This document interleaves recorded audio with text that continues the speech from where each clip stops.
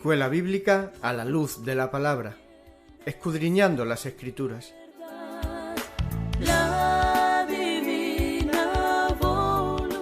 Luz a las Naciones. Canal Cristiano de Comunicación presenta A la luz de la palabra. Un estudio expositivo de la palabra de Dios, una presentación minuciosa de toda la Escritura. Porque es inspirada por Dios y útil para enseñar, para redarguir, para corregir, para instruir en justicia, a fin de que el hombre de Dios sea perfecto, enteramente preparado para toda buena obra.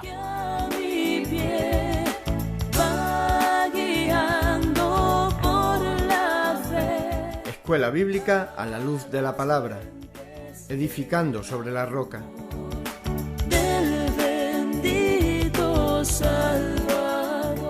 Primera carta de Pedro por Lowell Bruckner.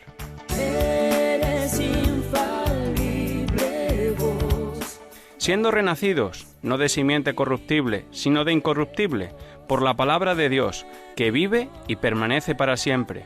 Porque toda carne es como hierba, y toda la gloria del hombre como flor de la hierba. La hierba se seca, y la flor se cae, mas la palabra del Señor permanece para siempre. Y esta es la palabra que por el Evangelio os ha sido anunciada. Primera carta de Pedro, capítulo 1, versículos 23 al 25.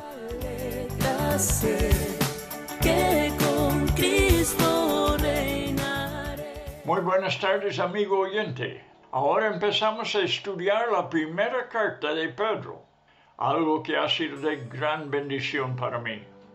Espero que la estudiemos juntos. Cada vez que hay un programa, que estemos todos juntos escuchando la palabra de Dios con mucha hambre espiritual, para que nuestras almas sean alimentadas desde el cielo en el Espíritu Santo. La palabra de Dios es viva y eficaz, y siendo así, algo pueda pasar en nuestros seres interiores, más allá de lo que podamos imaginar. Podemos ser transformados porque ves lo que Dios promete en su palabra, y por medio del apóstol Pablo, nosotros todos, dijo el apóstol, mirando a cara descubierta, como en un espejo, la gloria del Señor, somos transformados de gloria, en la misma imagen, como por el Espíritu del Señor. Vamos a orar que seamos avivados y que nunca seamos iguales. Oremos, oh Dios y Padre Celestial, con mis hermanos me junto en este momento, tú atrayendo las personas que deben escuchar estos estudios, que seamos unánimes, unidos en la fe, esperando en el Espíritu Santo que haga una obra tremenda, que, como he dicho, que ni podamos imaginar, pero algo que nos aviva, Señor, nos lleva a alturas que nunca hemos experimentado antes en nuestras vidas, que haya un gran avivamiento en tu iglesia en estos días, por medio de tu palabra, que es viva y eficaz y nos aviva. Por eso, Señor, estamos esperando en ti. Somos dependientes de ti. Oh, Señor, mueva en nuestros corazones. Ayúdame, Señor, a compartir la palabra que tú quieras para cada persona que nos escuche. Aún oro, Señor, por la persona que no es creyente, pero por alguna razón está escuchando ahora. Te pido, Señor, que tú le toques con tu Santo Espíritu y que nunca sea igual. Oh Dios, junte su iglesia en estos días. También atrae los que todavía no son miembros de la iglesia, para que, Señor, ellos también puedan ser transformados por tu poder y puedan entrar en el reino de Dios para la eternidad. Lo pido en el nombre de Jesucristo y también para su gloria, porque queremos hacer todo por la gloria, para la gloria de Jesucristo. Así que, Señor, esté con nosotros en este estudio, no solamente hoy, pero en todos los programas que vayamos a hacer. En el nombre de Cristo Jesús. Amén. Pues la primera epístola de Pedro, en eso estamos. Y el primer versículo dice: Pedro, apóstol de Jesucristo, a los expatriados de la dispersión en el Ponto, Galacia, Capadocia, Asia y Bitinia. No será necesario contar toda la biografía bíblica de Pedro, porque su historia es muy conocida por todos los que hemos leído los evangelios de Jesucristo y el libro de los Hechos. La posición que tenía entre los 12 apóstoles, su carácter fuerte e impulsivo, nos han enseñado mucho sobre la autoconfianza y la autosuficiencia, incluso siendo ya un discípulo de Cristo. Sencillamente vamos a recordar los puntos más importantes de su vida antes de meternos en su enseñanza inspirada. Él, junto con Jacobo y Juan, formaron un círculo íntimo y vivieron cosas que los otros 9 discípulos no pudieron experimentar. Como todos los cristianos, él también tuvo que aprender los caminos del Señor, que eran contrarios a toda la instrucción humana recibida durante los años previos a su discipulado. A la vez, Pedro vivió consagrado al Señor. Le siguió fielmente durante 3 años y medio, dejando atrás su manera de ganarse la vida. Era nativo de Bethsaida, Galilea. Llamado Simón por sus padres, había aprendido el arte de la pesca de su padre. Al principio de su discipulado, cuando fue llevado al Señor por su hermano Andrés, Jesús le puso el nombre de Pedro, que significa piedra. Después vivió en Capernaum, un pueblo de pescadores a orillas del mar de Galilea. Era un típico Galileo, gente despreciada por los judíos más selectos, especialmente los de Jerusalén. El Sanedrín le vio como un hombre sin letras y del vulgo, e incluso una sierva común reconoció su acento galileo. Su idioma nativo fue el arameo, tan mal pronunciado que los judíos del sur de Israel no podían entenderlo bien. Al meditar en los dos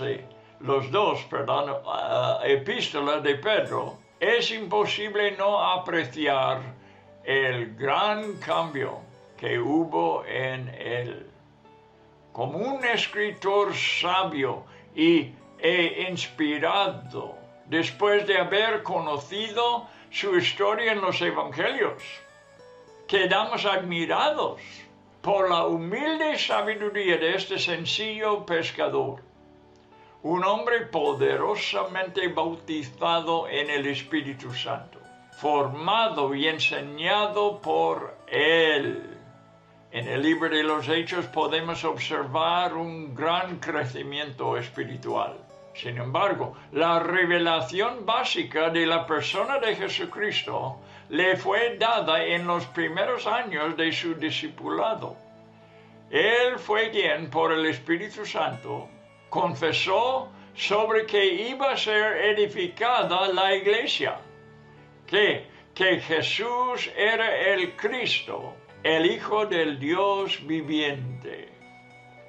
La primera epístola de Pedro que vamos a estudiar está bien autenticada, como parte del canon del Nuevo Testamento, y Pedro seguramente fue su autor.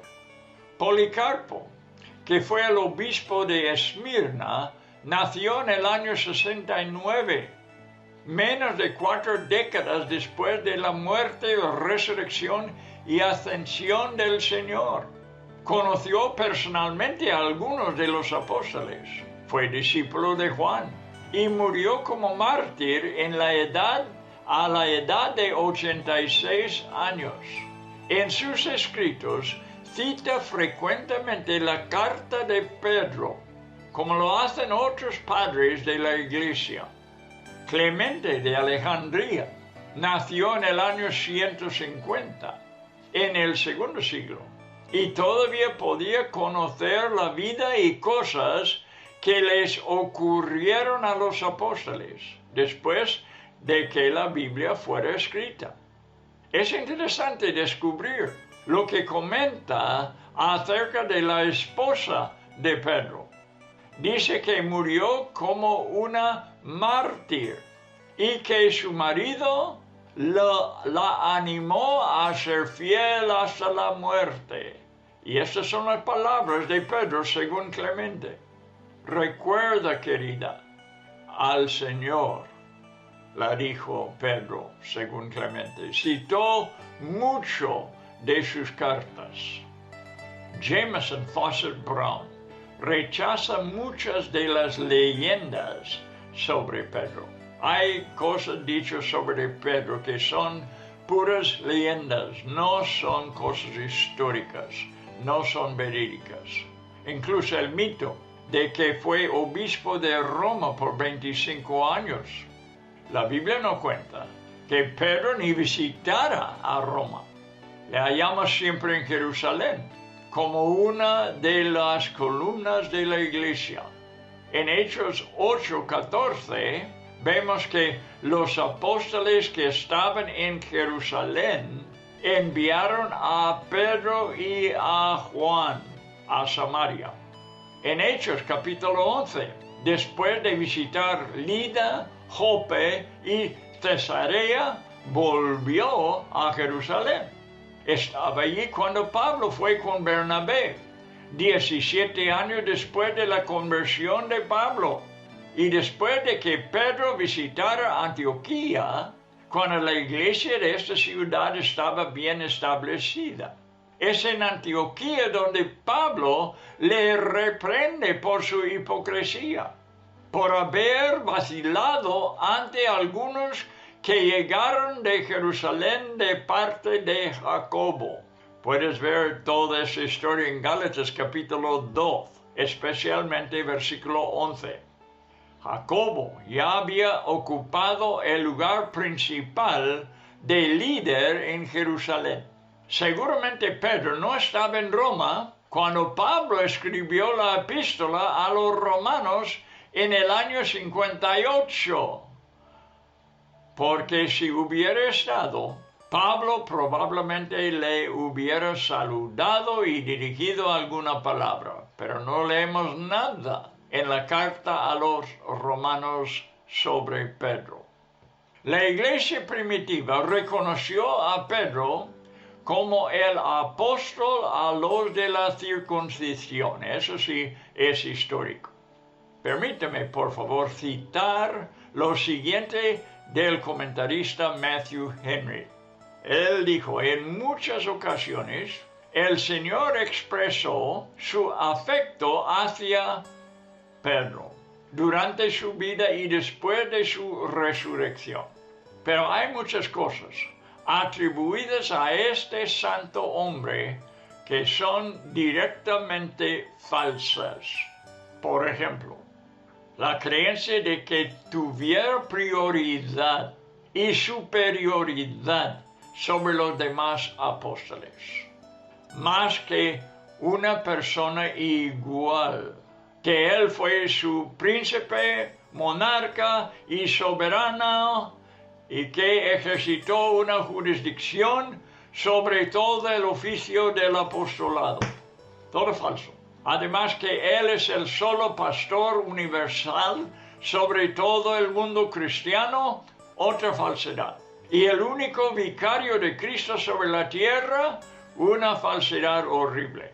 Que él fue durante más o menos 20 años obispo de Roma, también falsedad. Que las papas de Roma sucedieron a San Pedro, falso. Y reciben de él una preeminencia universal y una jurisdicción sobre todas las iglesias y cristianos en toda la tierra, una falsedad. Y que todo esto fue ordenanza y nombramiento del Señor. No es cierto. Al contrario, Cristo nunca le dio cualquier preeminencia de esta clase, sino que lo prohibió y dio preceptos contrarios. Los otros apóstoles nunca cedieron a tal reclamación. No hay una dignidad superior hacia Pedro, a quien Pablo se tomó la libertad de culpar y resistir cara a cara, como ya hemos mencionado en Gálatas capítulo 2, versículo 11. Sigo citando a Matthew Henry. Y Pedro mismo nunca asumió cualquier cosa semejante, sino que humildemente se presentó como un apóstol de Jesucristo. Y cuando escribe a los presbíteros de la iglesia, se pone humildemente en el mismo rango como ellos.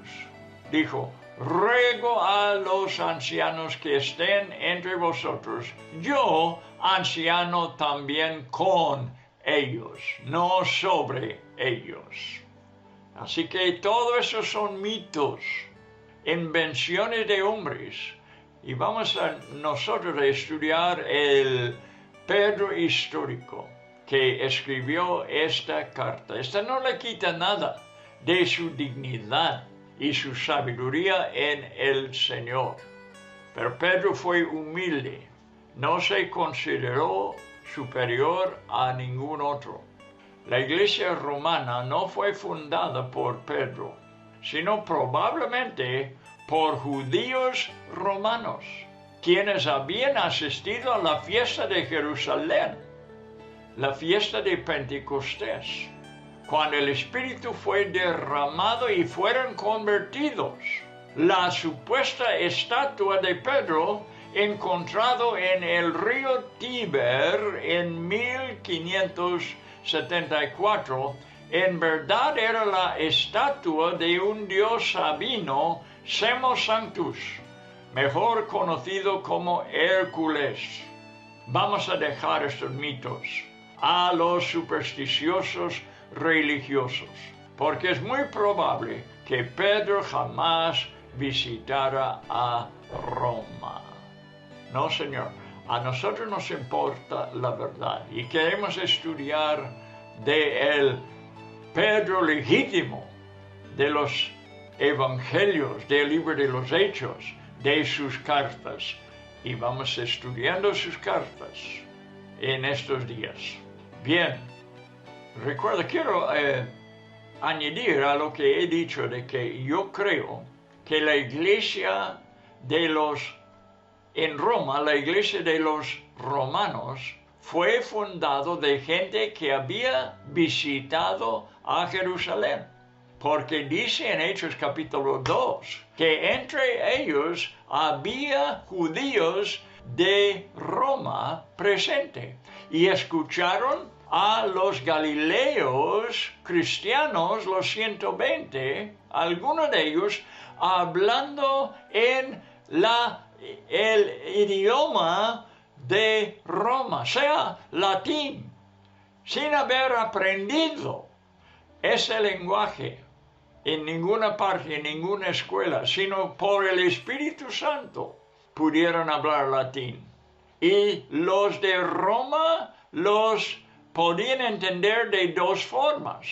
Uno, porque estaban hablando el latín en que ellos habían nacido en Roma, y también pudieron entender el hebreo de que estaba hablando Pedro en el día de Pentecostés. Fueron convertidos volvieron a Roma y ellos empezaron a juntar y empezaba a formarse la iglesia de esta forma, una iglesia indígena, como el Espíritu Santo puede hacer. Como Cristo dijo, yo edificaré mi iglesia. Jesucristo es quien edificó la iglesia en Roma, usando gente sencilla, recién convertido a Cristo. Bueno, este es mucho más probable que los mitos que hemos oído de Pedro como el obispo de Roma. La Biblia no da ninguna evidencia de tal cosa. La iglesia romana no fue fundado por Pedro. No entraré en detalles, pero parece que Pedro estaba muy familiarizado con las epístolas de Pablo, a las que hace referencia frecuentemente. Pedro digo, lo digo solamente para demostrar que las epístolas de Pedro se escribieron después que las de Pablo. Estoy sorprendido de que algunos comentaristas crean que Pedro escribió esta carta estando en Babilonia, literalmente. Lo que sí recuerdo haber estudiado es que en el primer siglo todavía moraban en Babilonia un gran número de judíos. Y es muy posible que Pedro les visitara allí, en Babilonia, porque toda esa región donde estaba la ciudad de Babilonia, aunque la ciudad ya era en ruinas, todo ese territorio todavía lo llamaban Babilonia. Pedro, el apóstol a los judíos, como Santiago, escribe a los que están expatriados en tierras ajenas. Los judíos habían estado en estos lugares durante generaciones y habían nacido allí. Sin embargo, hay referencias claras a gentiles en la epístola de Pedro, demostrando que Pedro se preocupaba también por ellos, a quienes el mensaje del Evangelio había alcanzado. En Romanos 11:5, Pablo llama a los judíos convertidos un remanente. Lo puedes buscar, Romanos 11:5. El territorio de aquellos a quienes Pedro escribe es mucho más pequeño que el que ocupan aquellos a quienes escribe Santiago. Fíjate en el mapa. Puedes ver en el mapa, quizás en el internet o donde sea, y verás que encabeza este texto y verás las áreas en las que moraban, todas en la parte oeste de la Turquía moderna, la parte oeste que ahora es Turquía. El círculo más grande pertenecía a Asia Menor, en lo cual Éfeso fue el capital, y todas las ciudades mencionadas en Apocalipsis, pero también menciona Ponto, Galacia, Capadocia y Bitinia, que también están situadas dentro del territorio de Asia Menor. Pero los 7 iglesias en Asia Menor en Apocalipsis tienen como capital a Éfeso, y estos no, pero son de la misma provincia de Asia Menor. Pero imagínate, como ahora, por medio del canon de la Escritura, ha llegado la carta de Pedro, la epístola de Pedro, a todo el mundo, para el provecho de toda la iglesia, y esperamos aprovechar de sus enseñanzas. Anota que en Hechos 2, judíos piadosos se reunieron en Jerusalén para la fiesta de Pentecostés, y menciona que algunos son de Capadocia, de Ponto y Asia, igual como en la introducción de la carta de Pedro. y Pedro los identifica. Pero también están mencionados en Hechos capítulo 2 los de Frigia y Panfilia, dentro del mismo territorio al que Pedro se refiere. Dice que moraban en Jerusalén y parece que se habían reunido por un periodo más largo que solamente la fiesta de Pentecostés, debido a la expectación del cumplimiento de las profecías mesiánicas, como en Daniel 9, 25 hasta 27. Vamos a verlo brevemente. No voy a dar un estudio completo, pero creo que vale la pena. Es una profecía de que refiero muchas veces. Daniel capítulo 9, versículo 25 hasta 27. Está hablando el ángel Gabriel a Daniel. Y Daniel escribe para nosotros lo que le fue revelado por el ángel. Sabe pues, versículo 25, y entiende que desde la salida de la orden para restaurar y edificar a Jerusalén, un periodo en lo cual salió un orden para restaurar y edificar a Jerusalén. Esto duró 49 años, desde el tiempo de los persas. Un rey de Persia dio el orden que restaurare y edificare a Jerusalén, y duraron los judíos 49 años en hacerlo. Ahora está marcando este tiempo. ¿Hasta cuándo? Hasta el Mesías príncipe, Cristo. Desde el orden hasta que viene Cristo al mundo. Habrá 7 semanas, 49 años, y 62 7, 434 años más. Así que hay un total aquí de 49 años y 434 años, que en su total son 483 años. Y dice, el texto, se volverá a edificar la plaza y el muro en tiempos angustiosos. Lee el libro de Nehemías y verás que eran tiempos muy peligrosos. Versículo 26 dice, y después de los 62 semanas, 434 años, se quitará la vida del Mesías. ¿Qué está diciendo aquí?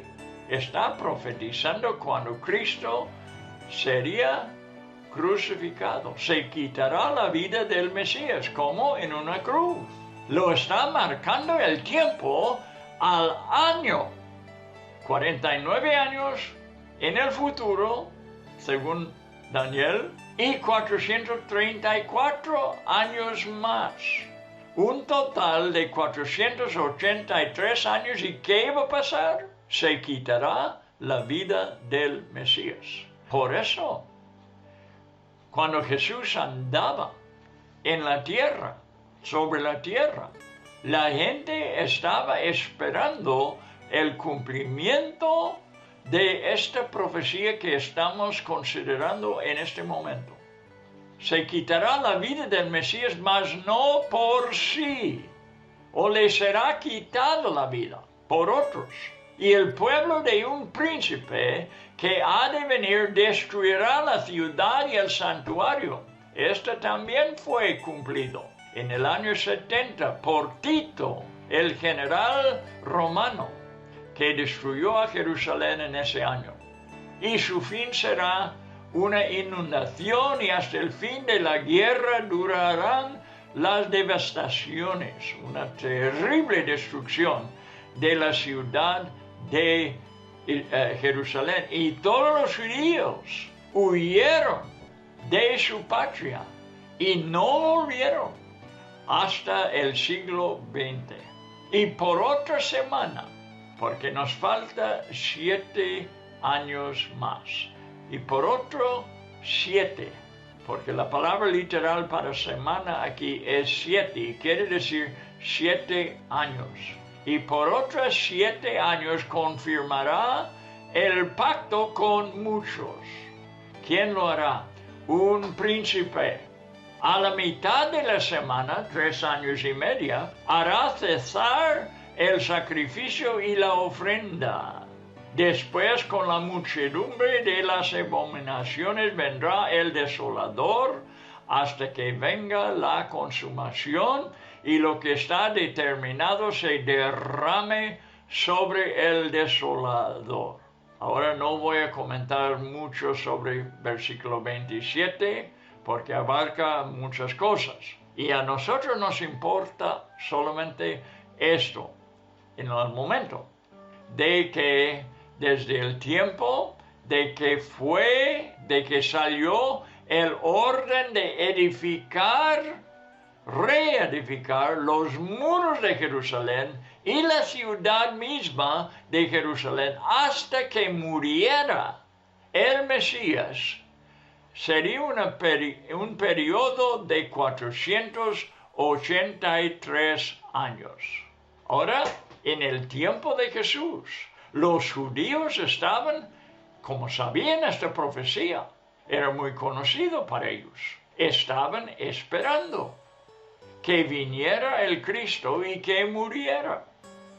Y hay una prueba de ello en Lucas 19:11. Mírelo.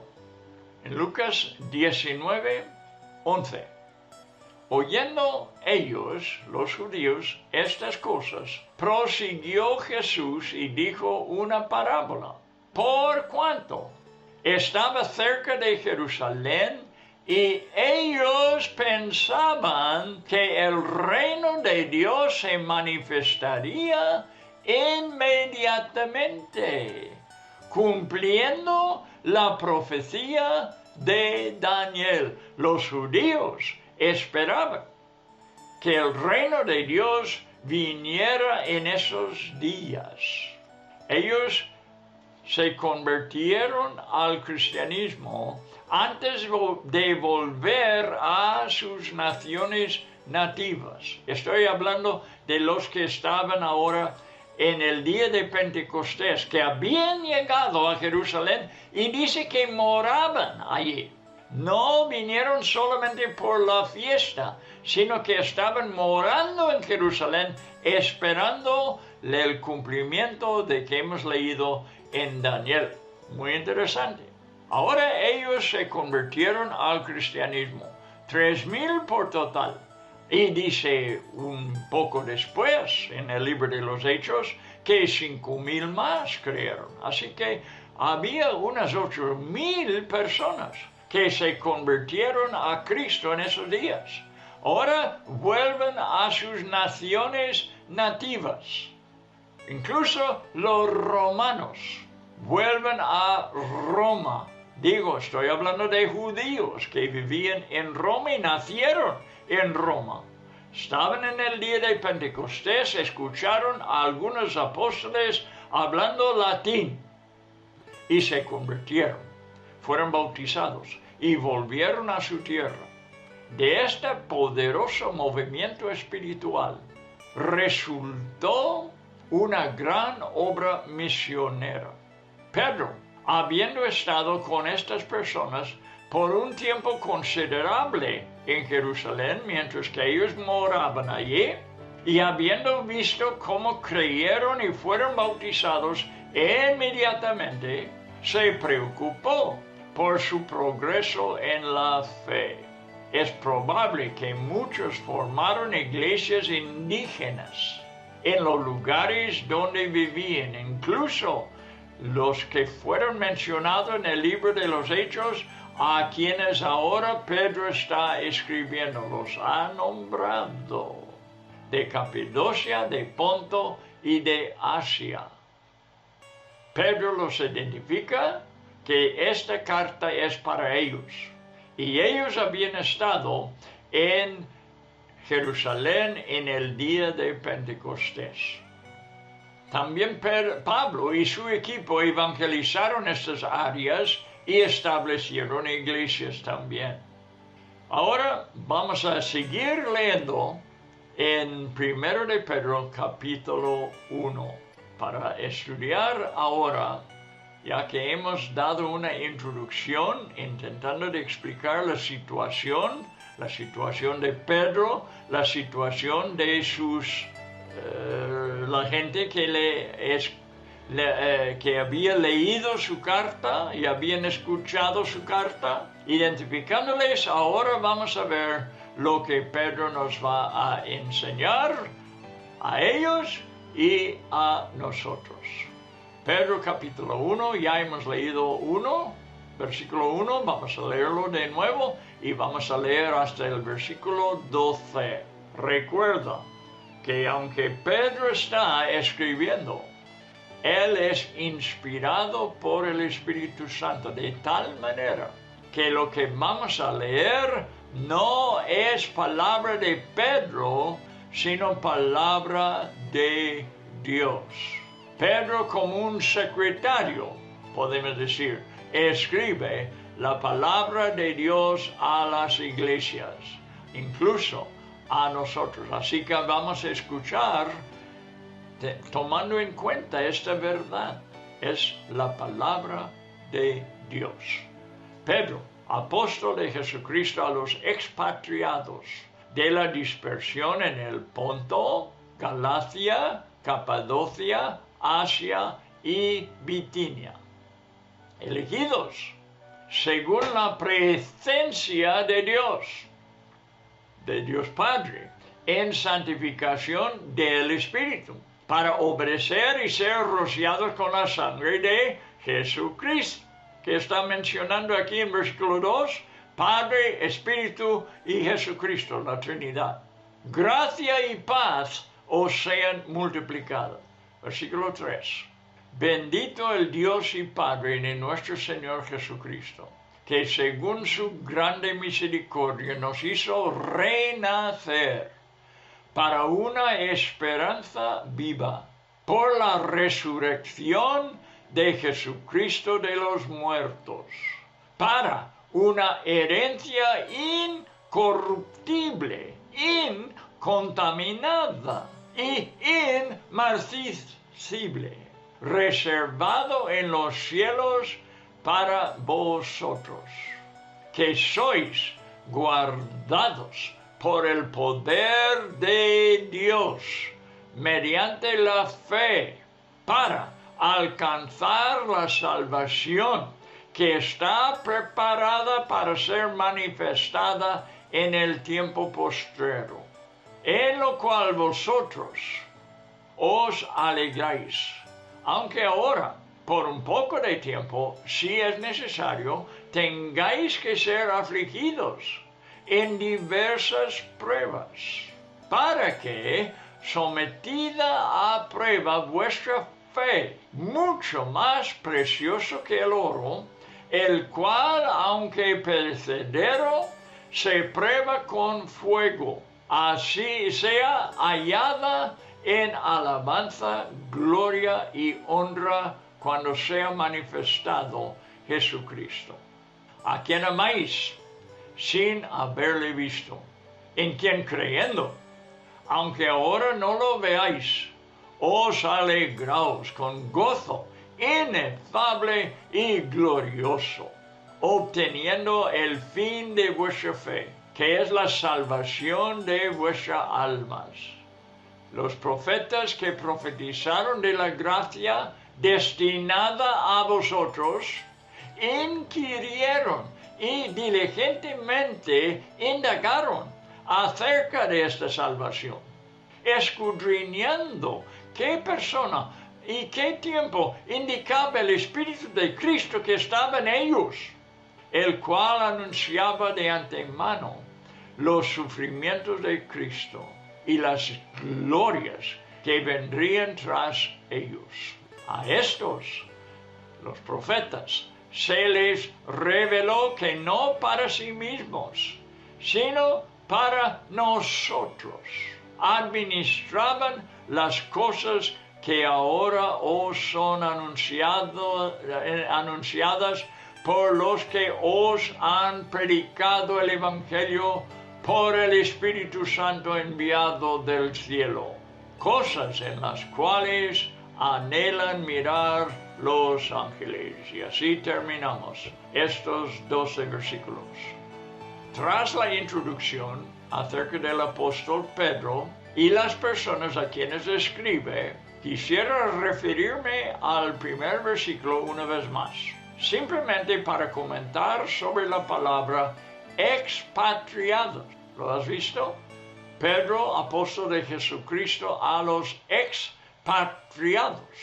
En la misma palabra griega que es parapidemos, lo repito, es la palabra griega, parepidemos, que es traducido como peregrino. En Hebreos 11:13, escucha, conforme a la fe murieron todos estos sin haber recibido lo prometido, sino mirándolo de lejos y creyéndolo y saludándolo y confesando que eran extranjeros y parepidemos, peregrinos sobre la tierra, la misma palabra que tenemos en el primer versículo de Pedro, los expatriados, los peregrinos, los parepidemos. La idea de esta palabra es expresar la situación de un pueblo que deambula sin una patria. Cuando Jacob se presentó delante de Faraón en el Antiguo Testamento, por primera vez, él habló de su vida como una peregrinación.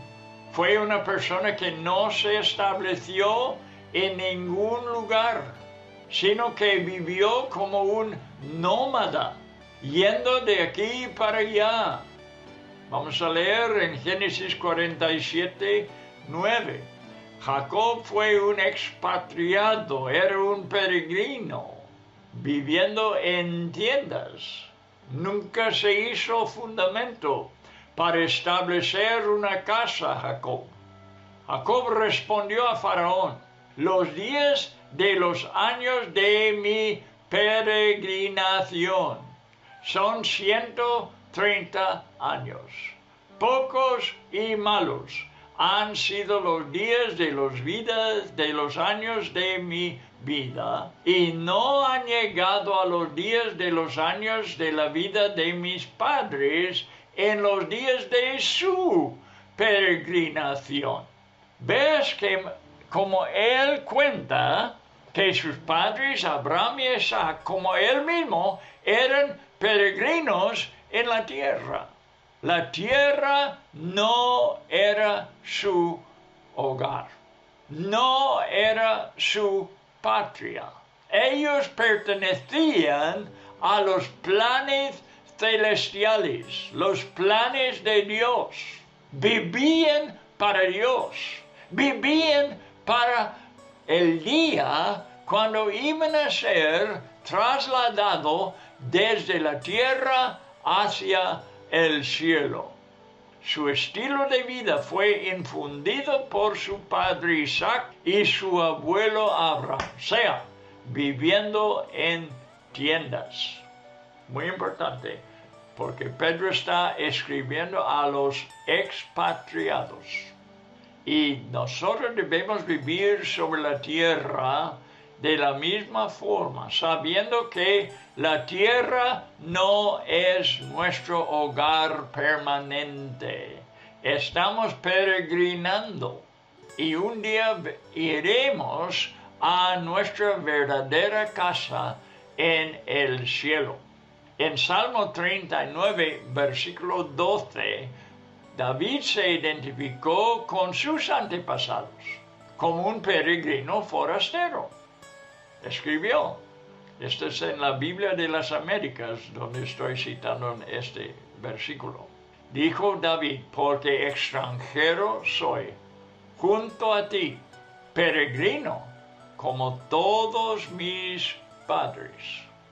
Muy bueno es recordar esto. El cristiano, igual que David, igual que Jacob, igual que Abraham, igual que Isaac, somos extranjeros. Somos peregrinos. No pertenecemos a este planeta. Pedro, en su epístola, escribe a peregrinos. Y no veo otra posición para un cristiano en este mundo. Somos residentes temporales, sin permanencia aquí. El apóstol está interesado en decir a estos peregrinos en la tierra que tienen una historia en Dios el Padre que fue iniciada en la eternidad. Los había elegido desde que tuvo conocimiento de ellos. Por supuesto, tenemos que saber que debido a su omnisciencia, su presciencia no tiene principio. Desde la eternidad, Él conoció a estos peregrinos y los eligió como suyos. Debo leer el versículo 2. Elegidos, dice Pedro, según la presencia de Dios Padre, en santificación del Espíritu, para obedecer y ser rociados con la sangre de Jesucristo. Gracia y paz os sean multiplicados. Desde la eternidad, la presencia de Dios conoció a estas personas a quien está escribiendo Pedro, incluso a nosotros, que estudiamos también su carta. El país que ocuparon en los días de Pedro fue el lugar que Dios había elegido para ellos, soberanamente desde antes del principio del tiempo. El plan era plantarles donde pudieran desarrollar su vida cristiana y ser testigos a la sociedad que les rodeaba. Este es el plan de Dios para ellos y para nosotros. Su plan para ellos incluyó una obra santificadora del Espíritu Santo en su historia, cada uno personalmente. Entendemos, santificación, que dice la santificación del Espíritu en versículo 2. Y entendemos que santificación es una separación de todo lo demás para poder consagrarse solamente a la obediencia a Dios. Ahora hay que aplicar esto a nuestras vidas. Dios, por el Espíritu Santo, nos ha santificado, nos ha separado de todo, incluso este planeta, para poder consagrarnos solamente a obedecer a Dios. Así debe ser cada cristiano. No debemos dejar esto para cristianos especiales. No, esta es la vida cristiana en general. Una vida de consagración para obedecer a Dios. El Espíritu de Dios fue el agente que los separó de todas las circunstancias que les harían echar raíces en esta tierra. No lo van a hacer. El Espíritu Santo es el agente que los separó para que no echara raíces en este planeta. Cada individuo fue rociado con la sangre de un valor infinito, derramado por Cristo en la cruz, purificándole personalmente del pecado, con la sangre de Jesucristo, dice versículo 2. Dios aplica esta salvación individualmente y busca a cada uno como el pastor que busca a la oveja perdida, cada uno de nosotros. Una compositora del siglo XIX se llamaba Elizabeth Telefane y lo expresó hermosamente esta verdad. Dice, ninguno de los redimidos sabía qué tan profundas fueron las aguas cruzadas, ni qué tan oscura la noche que el Señor pasó hasta hallar su oveja perdida. Lejos en el desierto escuchó su gemido, enferma, indefensa y casi muerta. Y Jesús nos fue a buscar y nos trajo al redil. Y con este pensamiento terminamos el primer estudio sobre esta gran carta que me bendice hasta el corazón. San Pedro, escribiéndolo inspirado por el Espíritu Santo. Espero que ha sido una bendición, una ayuda, un apoyo para tu vida. Ojalá que nosotros aprovechemos muchas cosas en este estudio. Yo repito, lo hallo como una gran bendición en mi propia vida, lo que estamos estudiando aquí. Bueno, así que tenemos que terminar por lo pronto, pero nos juntaremos otra vez más para estudiar más sobre este gran epístola. Espero que esté haciendo planes, estar cada vez que este programa se emite, para que escuche toda la historia, todo el estudio que nos presenta aquí Pedro. Bueno, hasta la próxima vez.